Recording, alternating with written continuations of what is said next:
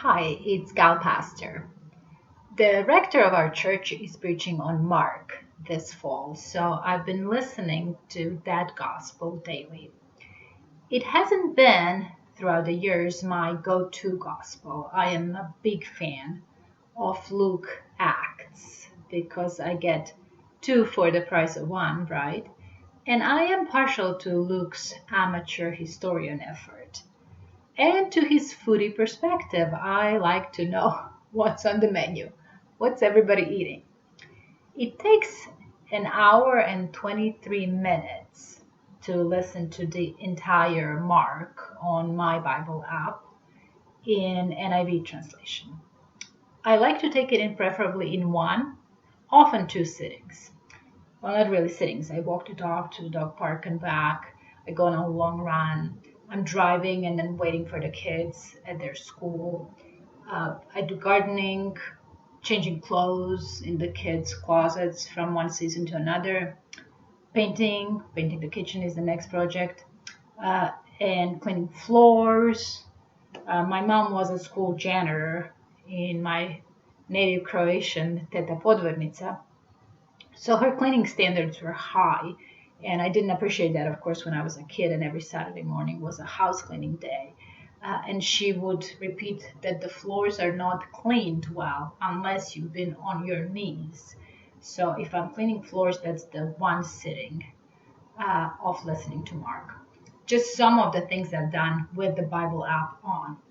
I generally like my Bible in big chunks, preferably the whole book at once, but then the same book tomorrow. And depending on the book, I'd be with one for a week or longer. Now, I really think that this is the best way to absorb Mark, and not one story at a time, as is often the way people go through the Bible devotionally. There is nothing wrong with that. Story, stop, reflect. Story, stop, reflect. But Mark's entire literary effort and his spiritual intent, so to speak, is to capture the movement, the immediacy of one thing following another in Jesus' ministry. Everything is marching forward at a quick pace towards the culmination in Jerusalem. And I think you really only get that sense of the kingdom's arrival and progression by taking in the whole thing at once. Otherwise, the momentum is broken. It really is an exhilarating gospel. It kind of leaves you breathless at the end, like a hike you barely had the fitness for. I have been fascinated afresh with Mark. He includes so many extra details in his stories that differentiate him from Luke and Matthew, that are just so fantastically intimate and insightful. Mark himself, of course, makes an appearance in 10 verses in the New Testament. So, yes, don't forget that he himself is a protagonist in the larger story. And he's at the core, of course, of that conflict between Paul and Barnabas. But even though he's related to Barnabas, this gospel is the result of Mark's special relationship to Peter. Two church fathers, Papias and Clement of Alexandria, associate Mark with Peter and place him with Peter in Rome. How many times do you think Mark heard all of the Peter's stories about Jesus, and under what circumstances? Public or private or a combination? What we don't know or don't have the evidence for is whether Mark had any direct encounters with Jesus, or was Peter such an engaging storyteller and Mark a skilled writer that the story reads like the writer had personally witnessed all the action. So Mark finally sat down in the heart of the Roman Empire to write the events in some form, most likely for the church in Rome, as he occasionally explains some of the Jewish religious customs to his pagan audience. Now, I'm going to go and do what I said should not be done and break the momentum of Mark by looking exclusively closely at one story. But to me, that one story encapsulates so much of Mark's sense of who Jesus is and what the kingdom is about. And it showcases the gospel writer's astute visual sense, almost like a painter's. So we're going to look at the story at the beginning of Mark 5. It's a familiar story, and I'm not going to read through the whole thing. But it starts like this. They went across the lake to the region of the Gerasenes. When Jesus got out of the boat, a man with an impure spirit came from the tombs to meet him. This man lived in the tombs, and no one could bind him anymore, not even with a chain, for he had often been chained hand and foot, and he tore the chains apart and broke the irons on his feet.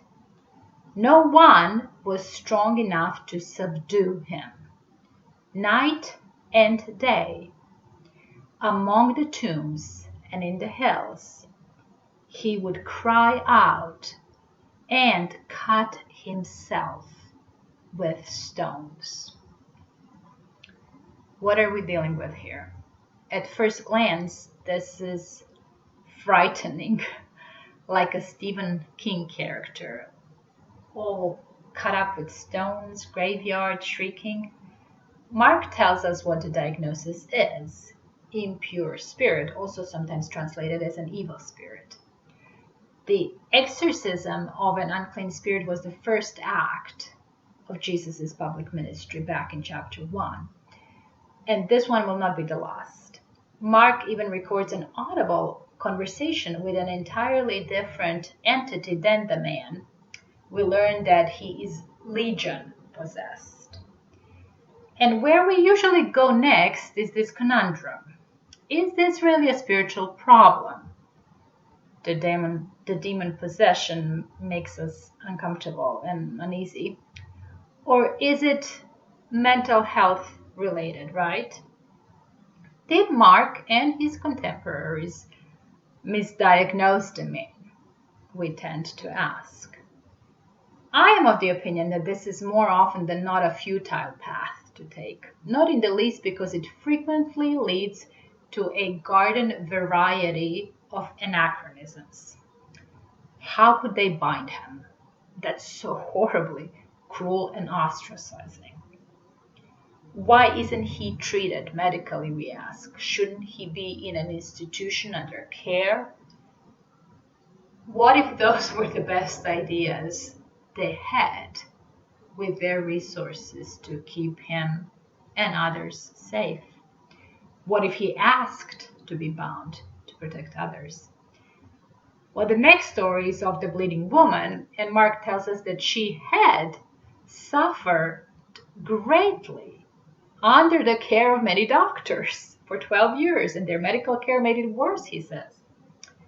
So, imposing our way of thinking onto another culture and another time period, reading in our modern categories and ways into an ancient situation, for the purpose of judgment, mainly, and often to kind of boost the current culture's superiority. As a historian,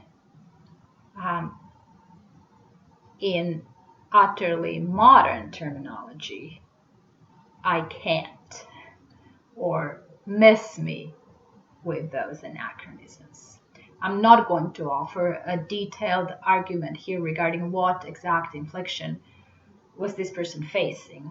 With the risk of oversimplifying, I'm going to say, well, isn't everything a spiritual problem ultimately? Both our bodies and our minds tend towards sickness due to the undisputable brokenness of the world we live in. So both demons and sickness could be classified as spiritual problems. And I think the moment we focus on trying to understand the exact nature of the tomb man's problem, we miss the beautifully telling details that Mark so painstakingly communicates. The dwelling in the tombs, the binding and the chains, the cutting with the stones, the ongoing self-harm, and the perpetual screaming. Twice we are told no one could bind him. No one was strong enough to chain him. When you read this or hear this at face value, I think the basic feeling it evokes is that of compassion. This is someone's son or a brother or a husband or a father. You see a truly desperate person living a profoundly miserable existence. This is the bottom. Can you think of a worst daily existence? As often in the Gospels, the agents of brokenness talk to the one who dares confront them. I think the conversation that follows between Legion and Jesus is fascinating, but I also don't quite know what to make of it. Mark does tell us repeatedly something that I think is the key to understanding it, and it is that the Son of God is in possession of immense power and authority as manifested in this astonishing obedience and submission of every other entity to him across the board. The fig trees, the clouds, the wind, the water, the demons, the pigs. He rules over all of it. I am not interested in the pigs here. I mean, I'm interested in pork always. We used to raise them, so that was probably good quality, organic, normal tasting meat, which you can't regrettably find anymore on grocery shelves in America, but I digress.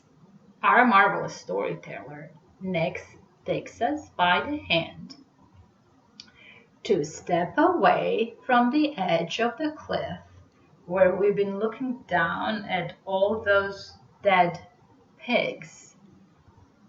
That's not even the most amazing part of the story, he says. Look, over there.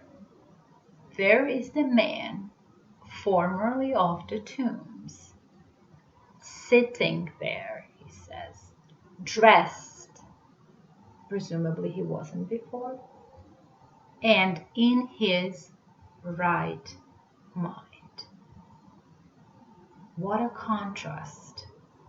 He begs Jesus to go with him, but Jesus responds, go home to your own people and tell them how much the Lord has done for you and how he has had mercy on you.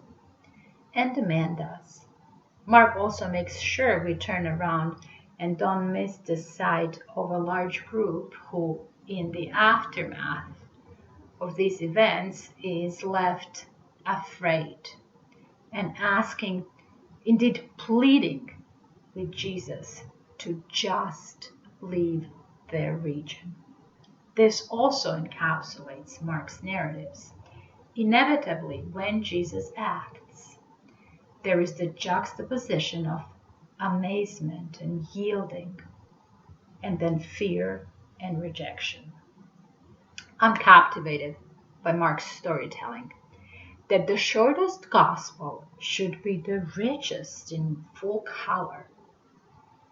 Jesus' first words in Mark that he speaks are, the time has come, the kingdom of God has come near.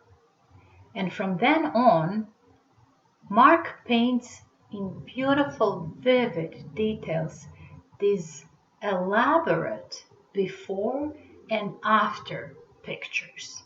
The kingdom has come and everything has changed. The core of the changes is inwardly, in the hearts of people who are yielding to his authority, repenting and believing.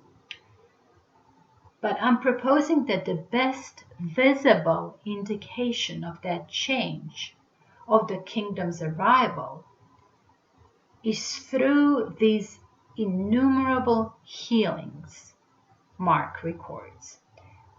The man in our story, Jairus' daughter, Peter's mother-in-law, woman with the issue of bleeding.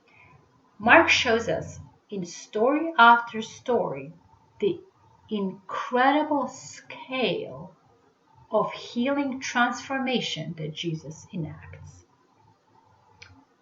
Do you think he healed the majority of people or a minority, just a token, symbolic number, in order to showcase that yes, he can do that as well? I think we don't imagine this accurately. Not even close enough, goodness.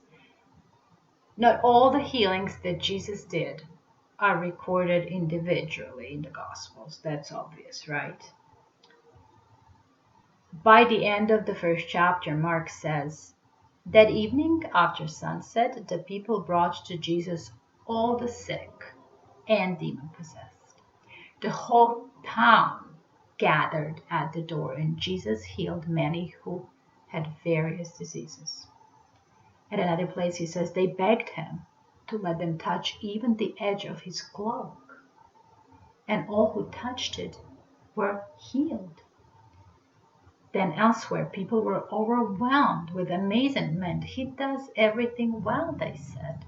He even makes the deaf hear and the mute speak. What I get from Mark is that there was a progressive, victorious disease eradication at a scale we don't and possibly can't even imagine. Well, think through this with me. I mean, just think about population numbers. There's no consensus about this, but there's some indication that Jerusalem was about 100,000 plus, Caesarea at 40. How many people lived in the villages and small towns around Galilee and Judea? Do you think it might just be that in between 2 to 3 years of active daily ministry, Jesus pretty much healed everyone there? Were there any sick people left in that area of Judea and Galilee?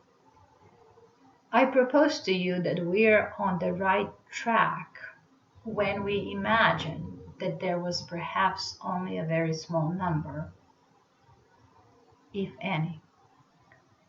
I submit to you that the entire community throughout which Jesus moved was absolutely, shockingly transformed by his healing ministry.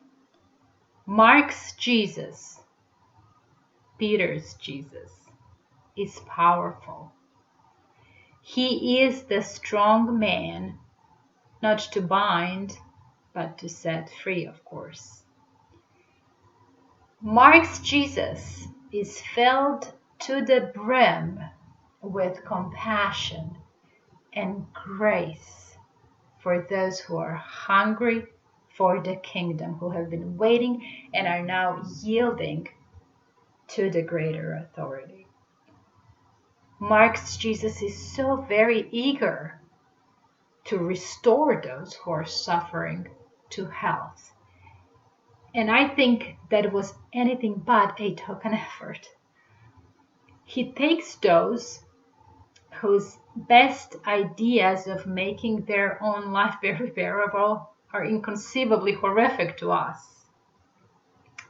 and makes them better than us, physically, mentally, spiritually. Mark's telling of every individual story of such restoration is intentionally dramatic, painting the contrast of before and after in such stark terms so that you would see that with Jesus comes the entire kingdom, the rule of power and compassion. Now, if the kingdom has come to you through this strong man, your gracious Jesus, you are likely able to write your own before and after story or a poem, or paint your own before and after picture as you hear this. What would it look like? As for me, this story highlighted for me that I am too often stuck in the other group of those afraid and unyielding, clinging to the before in many areas of my life, like I'm better off bound than under his authority for whatever broken reason. So I think I'll go listen to Mark again.